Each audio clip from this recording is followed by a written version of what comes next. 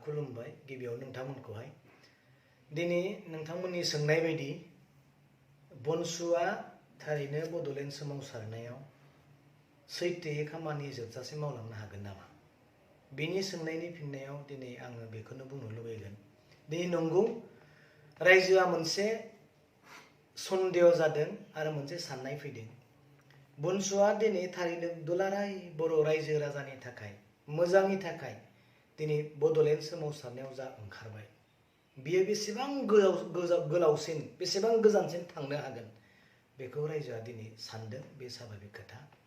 आरो मोनसे सन्देहबो जादों बिथांमोना सोरनिबा थुनज्लायनायावसो बड'लेण्ड दाबिफिननायनि खामानियाव ओंखारदों नामा, लामायाव ओंखारदों नामा, बेखौ दिनै रायजोआ गोबाङा सन्देह जादों आरो गोबाङा दिनै ओंखारबोदों।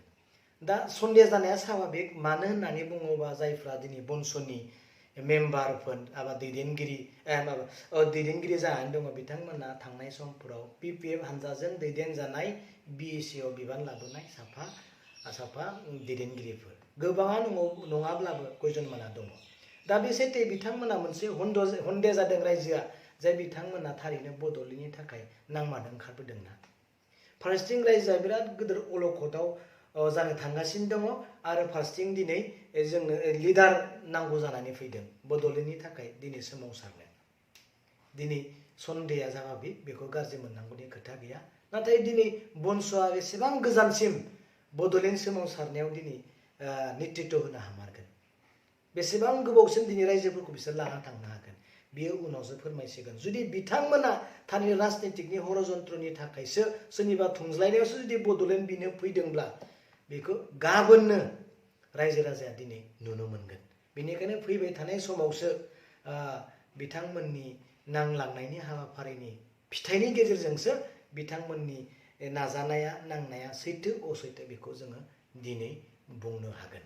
दा बनसुनि थासारिया बा नांनो ओंखारनाया बेसेबां सैथो आरो बेसेबां नंखाय बेनि सायाव आं थोंजोङै बुंनो हायाब्लाबो बिथांमोननि बिथाइनि सायावसो जे जों मिथिगोन बेखौनो आं नोंथांमोननि गेजेराव बुंनानै दोनो आरो।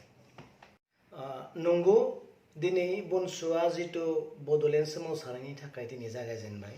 फारसेथिं दिनै जोंहा दुलाराय बर' फरायसा आफादनि दैदेनगिरि बिथांमोना गले गले बुंगासिनो दिनै बिथांमोननि नांनो नाजानाया मिसा, बे राजनितिनि हरजन्त्र। आरो बेखौबो दिनै बुंबावदों दिनै बड'लेण्ड सोरजिनायनि गभर्नमेन्ट अफ इन्डियाया बा आसामा बा सेन्ट्रेल गभर्नमेन्टआ दिनै जेबो पलिसि गैया होननानै एबसुनि दैदेनगिरियानो गले गले बुंबाय थादों। नाथाय बेखौ बुंनायनि जाहोना मा होनना नोंथांमोननि सोंनायनि फिननायाव आं दिनै बेखौनो बुंनांगोन। जिहेथु जोंहा एबसुआबो मोनसे खोथाखौ सैथोयै बुंदों जे थांनाय 2020 आवसो बिटिआर एकर्ड खालामबाय। एकर्ड खालामनायनि उनाव गासैबो दफाया जे सानसेयावनो जाफुंनांगौ बेबो नङा, बेथ' खिन्थु सैथो। बोसोरसे, बोसोरनै, बोसोरथाम, बोसोरब्रै, बोसोरबा दिनै लालांनो हागौ। जुदि बोसोरबा जायैनि आगोलावनो जुदि दिनै बड'लेण्डनि थाखाय जुदि सोरबा नांनो ओंखारबोयोब्ला एबसुनि सायाव बै जायफ्रा दिनै जाय सरकारा दिनै बिटिआर एकर्ड खालामा बिथांमोना एबसुनि सायाव मोनसे नोजोरा गोग्लैगोन। जिहेतु एबसुआनो जाथिनि सिंस्रि दे माबोरै एकर्ड खालामनायनि बोसोरसे बोसोरनैनि उनावनो बोरै बड'लेण्डनि थाखाय नांफिननो मोनखो? रायजोखौ नोंथांमोना कन्ट्रल खालामनो हायाखै नामा? रायजोआ नोंथांमोनदो गैया नामा? बे मोनसे साननाय नोजोरा सेन्ट्रेल सरकार आरो आसाम सरकारा बिथांमोननि सायाव नोजोरा गोग्लैगोन। बे मोनसे बिराद गिदिर प्रब्लेम जानानै दङ। बिनिखायनो बिथांमोना नेनो होदों, बेबो थिग। दिनै जाफुङा गाबोन जाफुंगोन, गाबोन जाफुङा समफोर जाफुंलांनो हागौ, बे खोथायाबो सैथो। नाथाय मोनसे खोथाया दिनै जोङो साननो गोनां जे बड'लेण्ड सोरजिनायनि सेन्ट्रेल सरकाराव बा गभर्नमेन्ट अफ इन्डियायाव दिनै जेबो पलिसि होननाया बिराद आनफर्चुनेट वार्ड बेयो।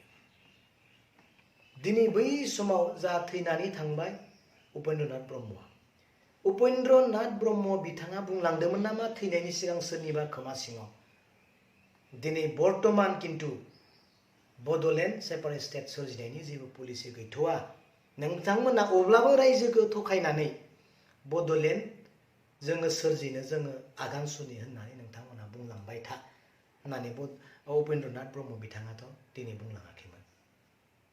अब्ला दिनै नाय उपेन्द्रनाथ ब्रह्म बिथाङानो जुदि बै समाव जुदि बुंलांखानायमोनब्ला आलादा खोथा। नाथाय टटेलि दिनै बड'फा जिथु उपेन्द्रनाथ ब्रह्मआ बुंलांनाय बिनिफ्राय नेगेटिभ जादों दिनै सोरनिबा रावा। नोंसोर सिन्था खालामना नाय दे बड'लेण्ड सेपारेट स्टेट दानायनि जेबो पलिसियानो गैयाब्ला उपेन्द्रनाथ ब्रह्मनि बै समनिफ्रायनो अब्ला उपेन्द्रनाथ ब्रह्मआ दिनै रायजोखौ दिनै खौसे खालामनायनि थाखाय बड'लेण्ड सेपारेट स्टेटनि थाखाय नांलांनायनि गुथै खोथाखौ दिनै सोरनिबा जुगिदि दिनै नंखाय खालामनाय जादों। बेथ' बिराद दुखु गोनां। दिनै राजनितिकनि नेताया बुंनो हागौ जे बड'लेण्ड सेपारेट दानायनि जेबो पलिसि गैया, बे बुंथावना जाथावना पसिबल। हाग्रामा महिलारिया बुंनो हागौ, प्रमद बर'आ दिनै गादियाव फैनायनि उनाव बुंनो हागौ। नाथाय जाहाथे छात्र संगठननिफ्राय बुंनाया बे आनफर्चुनेट जादों बेखौ रायजोफोरा खिन्थु साननानै ला। दिनै सों एबसुनि दैदेनगिरि बिथांमोननियावनो सोंदो जे बिटिआर एकर्डनि सिगां बड'लेण्ड सेपारेट स्टेट दानायनि पलिसि दंमोन ना गैयामोन सोंलाय। नों सोंलाय, हागोन नोंसोर सोंनो, नोंथांमोना सोंलाय। किन्तु दिनै बिटिआर एकर्ड जानायनि उनावसो मानो बड'लेण्ड सेपारेट स्टेट दानायनि जेबो पलिसि गैया होननानै मानो बुंखो? बै बोसोरनैनि सिगां दंना गैयामोन सोंलाय नोंसोरो। एबसुनि दैदेनगिरिफोरनाव नोंसोर सों, हागोन सों। बा नोंथांमोना सों जे बै हाग्रामा महिलारियाबोसो बै समाव बड'लेण्ड सेपारेट स्टेट दानायनि जेबो पलिसि गैया होनदोंमोन। सार नोंथां बुंनाय खोथाखौनो दिनै एबसुनि दैदेनगिरिया बुंबाय, नोंथाङानो फोरोंहैदोंमोन नामा? हाग्रामा महिलारि बिथांनियाव सोंनो थांलाय। नोंथां बुंनाय खोथाखौनो दिनै एबसुआ बुंबाय होननानै सोंनो थांलाय हाग्रामा महिलारि बिथांनियाव। दिनै प्रमद बर' बिथांनियाव सोंलाय, सार नोंथाङाथ' बै समाव बड'लेण्ड सेपारेट स्टेटनि थाखाय नांदोंमोन, दा दिनै बनसुआ बड'लेण्ड सेपारेट स्टेटनि थाखाय दिनै दिल्लीयाव थांनो नागिरदों, रायजोखौ दिनै हजाक खालामदों, नोंथाङा मा बुंगोन ना मानगोनां प्रमद बर'नाव सोंलाय नोंसोरो, हागोन सोंलाय। आरो बे उपेन्द्रनाथ ब्रह्म सार बिथाङा बुंलांदोंमोन नामा बड'लेण्ड सेपारेट स्टेट दानायनि जेबो पलिसि गैया थैनायनि सिगां सोरनिबा खोमा सिङाव? बै समाव दंना गैयामोन, दा दंना गैयामोन, आरो दा प्रेजेन्टआव दंना गैया? हागोन सोंनो, सोंलाय नोंथांमोना हायोबा। बिराद गिदिर मोनसे उपहार जागोन सोंनो हायोबा। दिनै नाय बे हायाव जेसेबांनो गोथौ जावगोन बेसेबांनो आबै आबौनि बेगें हाराखौ मोनगोन। बेखौ सोर बुंदोंमोन? जेसेबांनो जावगोन बे हायाव एसेबांनो आबौ आबौनि बेगें हाराखौ मोनगोन। बेफोर खोथाखौ दिनै रायजोआ बावाखै। साधारन रायजोआनो बुंग्रा जाबाय बे खोथाखौ बै समाव। नाथाय बे खोथाखौ दिनै बावलांजोब्बाय नामा? दाबोथ' जों जेबो मोनाखै। दिनै रायजोआ मानो बड'लेण्ड नांगौ होननानै मानो बुंफिननो गोनां जादों? गासिबो बिटिआर एकर्डनि जिथु माबाया मोजां, दे आं बुंबाय मोजां, नाथाय मानो गासिबो उल्था? गासिबो उल्थासै। बिटिआर एकर्डनि दफाया उल्था मावगासिनो दङ। नों नाय 6.3 दफाखौ नाय नोंसोरो। 6 दफायाव जोंहा दोङो स्कुल प्रभिन्सियेलाइज खालामनाय।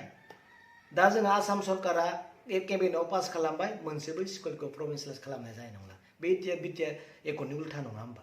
उल्था नङा होमबा? उल्था ना?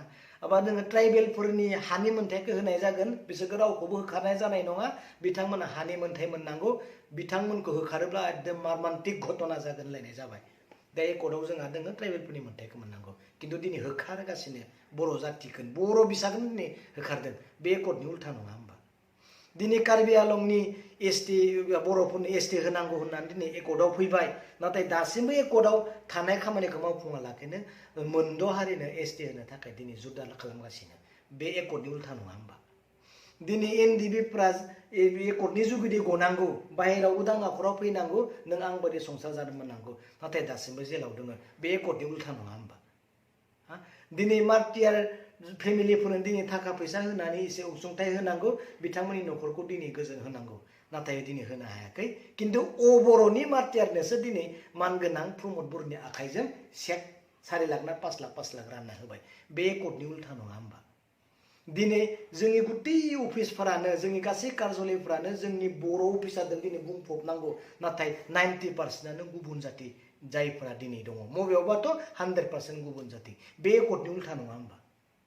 दिनै आरो नों नाय डेभेलपमेन्टनि खामानि हिसाबै जिथु जोंहा बे कारिगावआव फ्लाइअभार बानायनाय, आरो गरायसाराव फ्लाइअभार बानायनाय, सेन्ट्रेल इउनिभारसिटि बानायनाय, आरो जोंहा बे उदय माजबाद टु हलंगि बे एकर्डआव थानाय जिथु हाइवे बानायनाय आरो सापागुरिनिफ्राय ओरै भुटानसिम थांनाय बेखौ हाइवे बानायनाय बेफोर सब एकर्डआव दंजोबो दा बेफोर खामानिखौ दिनै मावालाखिनो पाग्लादियाव बिराद गिदिर दलं होनाय जासिगोन होननानै आसामनि सिएमआ दिनै बुंना गालांबाय बेबो एकर्डनि उल्था नङा होमबा दा नों एकर्डआव थानायखौनो नोङो मावालाखिनो जुदि एकर्डआव गैयैखौनो मावनाय बे उल्था नङा होमबा